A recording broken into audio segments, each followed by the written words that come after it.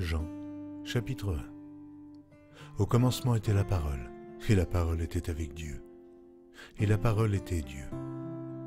Elle était au commencement avec Dieu, toutes choses ont été faites par elle, et rien de ce qui a été fait n'a été fait sans elle. En elle était la vie, et la vie était la lumière des hommes. La lumière luit dans les ténèbres, et les ténèbres ne l'ont point reçue. Il y eut un homme envoyé de Dieu, son nom était Jean. Il vint pour servir de témoin, pour rendre témoignage à la lumière, afin que tous crussent par lui. Oh, il n'était pas la lumière, mais il parut pour rendre témoignage à la lumière. Cette lumière était la véritable lumière qui, en venant dans le monde, éclaire tout homme. Elle était dans le monde, et le monde a été fait par elle, et le monde ne l'a point connue. Elle est venue chez les siens, et les siens ne l'ont point reçue. Mais à tous ceux qui l'ont reçue, à ceux qui croient en son nom, elle a donné le pouvoir de devenir enfants de Dieu, lesquels sont nés non du sang, ni de la volonté de la chair, ni de la volonté de l'homme, mais de Dieu. Et la parole a été faite chair, et elle habitait parmi nous pleine de grâce et de vérité. Et nous avons contemplé sa gloire, une gloire comme la gloire du Fils unique venu du Père.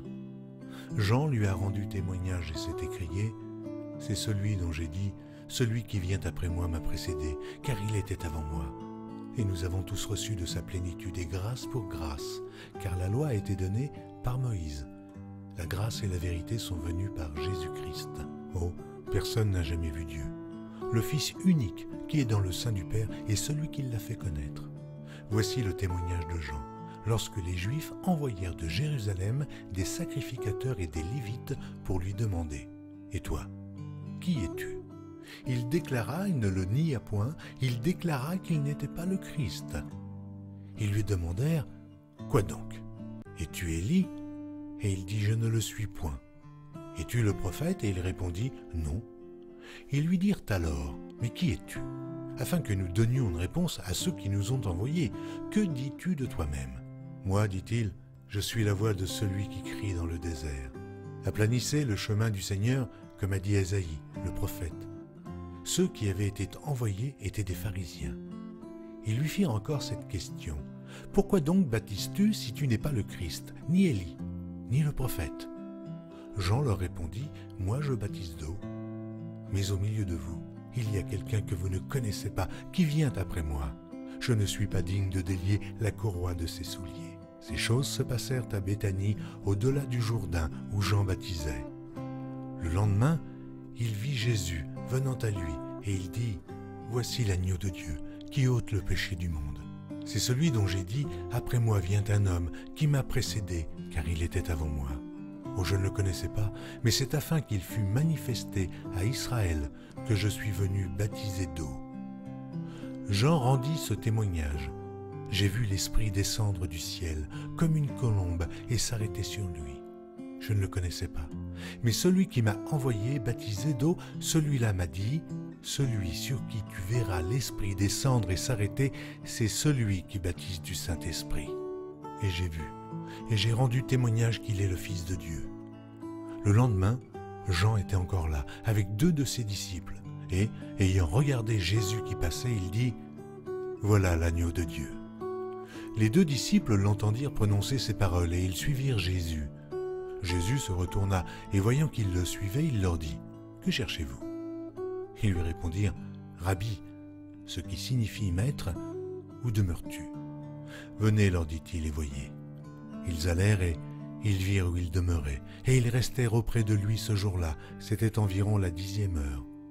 André, frère de Simon-Pierre, était l'un des 2 qui avait entendu les paroles de Jean et qui avait suivi Jésus. Ce fut lui qui rencontra le premier son frère, Simon, et il lui dit « Nous avons trouvé le Messie », ce qui signifie Christ. Et il le conduisit vers Jésus. Jésus, l'ayant regardé, dit « Tu es Simon, fils de Jonas, tu seras appelé Céphas, ce qui signifie Pierre. » Le lendemain, Jésus voulut se rendre en Galilée, où il rencontra Philippe, et il lui dit « Suis-moi ». Philippe était de Bethsaïda, de la ville d'André et de Pierre. Philippe rencontra Nathanaël et lui dit « Nous avons trouvé celui de qui Moïse a écrit dans la loi et dont les prophètes ont parlé, Jésus de Nazareth, fils de Joseph. Nathanaël lui dit, « Peut-il venir de Nazareth quelque chose de bon ?» Philippe lui répondit, « Viens et vois. » Jésus, voyant venir à lui Nathanaël, dit de lui, « Voici vraiment un Israélite, dans lequel il n'y a point de fraude. »« D'où me connais-tu » lui dit Nathanaël. Jésus lui répondit, « Avant que Philippe t'appelât quand tu étais sous le figuier, je t'ai vu. » Nathanaël répondit et lui dit, « Rabbi, tu es le Fils de Dieu, tu es le roi d'Israël. » Jésus lui répondit, « Parce que je t'ai dit que je t'ai vu sous le figuier, tu crois? Tu verras de plus grandes choses que celles-ci. » Et il lui dit, « En vérité, vous verrez désormais le ciel ouvert et les anges de Dieu monter et descendre sur le Fils de l'homme. »